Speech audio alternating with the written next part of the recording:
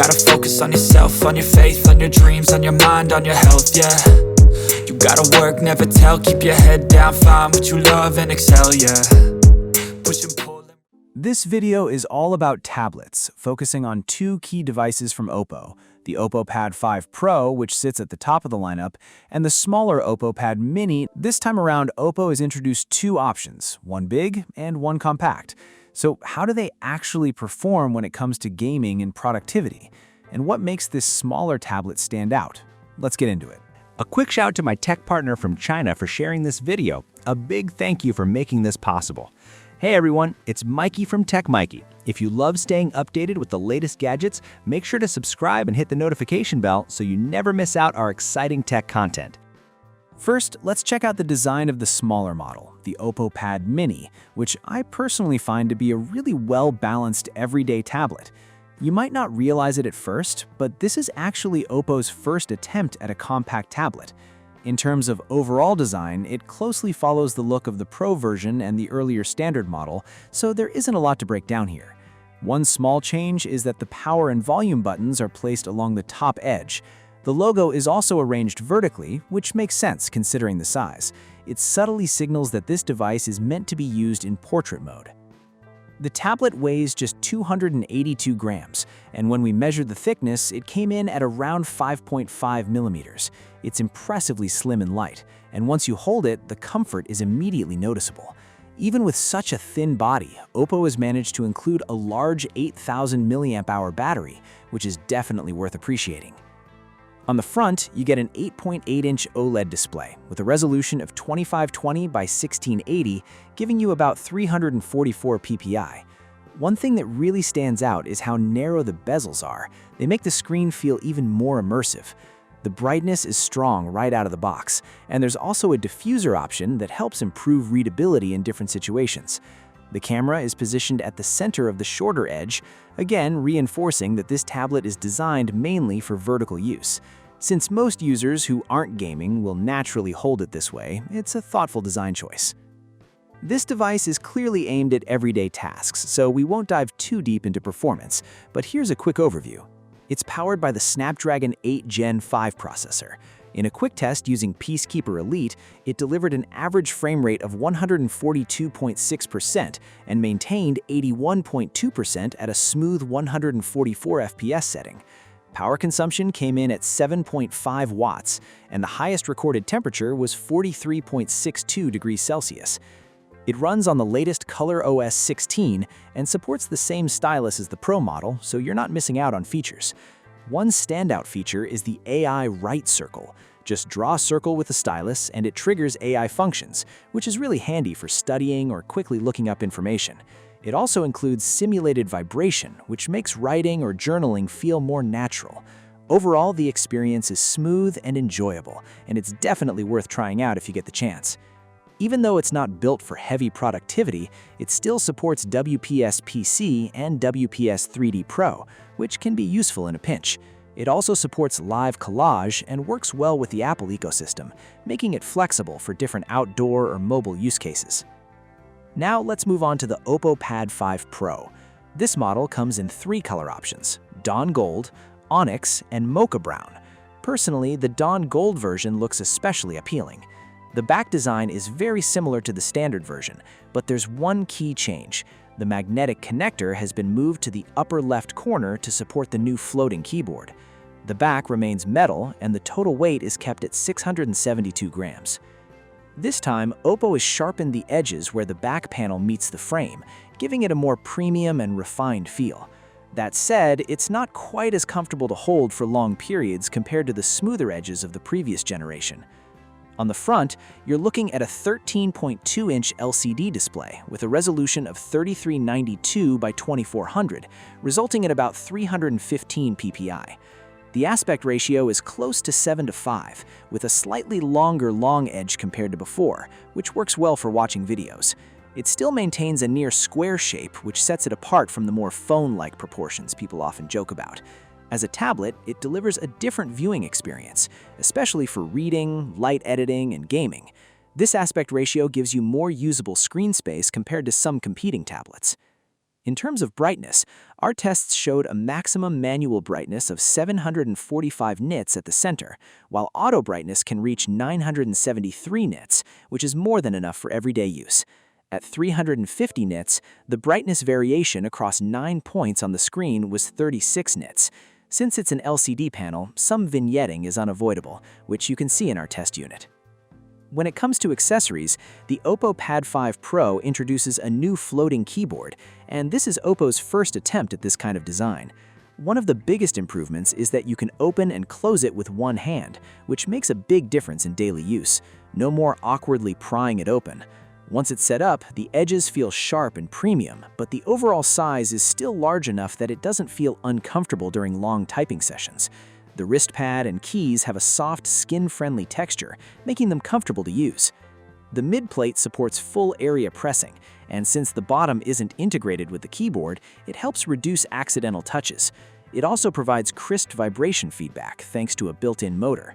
The keyboard includes backlighting with adjustable or automatic brightness, which is a nice touch. That said, there are a couple of downsides. For one, the keyboard doesn't have its own charging port, which makes charging the tablet a bit less convenient than it could be. Another accessory is the Oppo Pencil 3 Pro, which now includes vibration feedback while writing, and it's implemented really well. It also supports pinch gestures for quick access to features like presentation mode, global annotation, quick notes, and free circle functions. One interesting detail is that the pen isn't locked to a single device. It can automatically connect to whichever tablet you're using based on proximity. So if you have multiple tablets, you can seamlessly switch between them without any hassle. With hardware this complete, the overall experience feels very polished and versatile. The software experience here is just as impressive as the hardware. The previous generation already supported the WPS PC version, and that continues on this model, making it great for handling documents and everyday office tasks. On top of that, Oppo has now added support for the professional version of CapCut. Compared to the standard version, this one feels much closer to a desktop editing experience, and even supports video processing up to 4K at 120 FPS. For short video creators, this is going to be incredibly useful. Oppo has also refined document management on the Pad 5 Pro. The layout now feels more like what you'd expect from a computer, and the way you interact with files follows that same familiar logic. You can drag frequently used documents directly into the dock bar and use it as a quick transfer hub. When you connect an external hard drive, its folders instantly appear in the dock bar, which, combined with multi-window document management, makes the whole workflow smooth and efficient. There are also some additional features like tablet mirroring and digital expansion, which should appeal to power users and those who rely heavily on tablets for work. We didn't get enough time to fully explore these, but we'll cover them in more detail in an upcoming comparison video. Now, after productivity, let's shift to entertainment. The Oppo Pad 5 Pro is powered by the Snapdragon 8 Elite Gen 5, so how does it perform on a large display? Let's find out.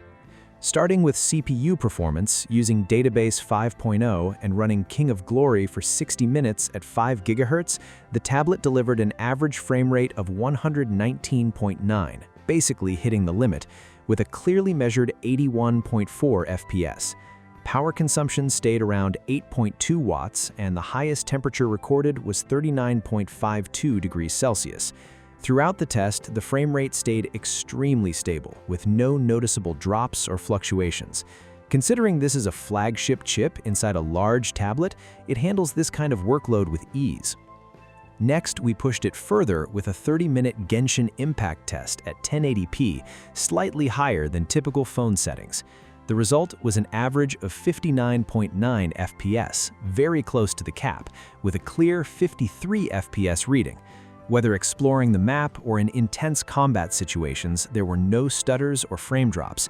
Performance remained consistent, with total power consumption at 8 watts and a peak temperature of 39.32 degrees Celsius, again showing no real signs of stress. Moving on to Database 5.0 and the Super Wire Light Iron test, still at 1080p, the Pad 5 Pro achieved 59.3 FPS with a weekly frame rate of 29.6 FPS and no overheating issues. Power usage reached 9.8 watts and the highest temperature recorded was 42.42 degrees Celsius. Overall, gaming performance on this tablet is excellent.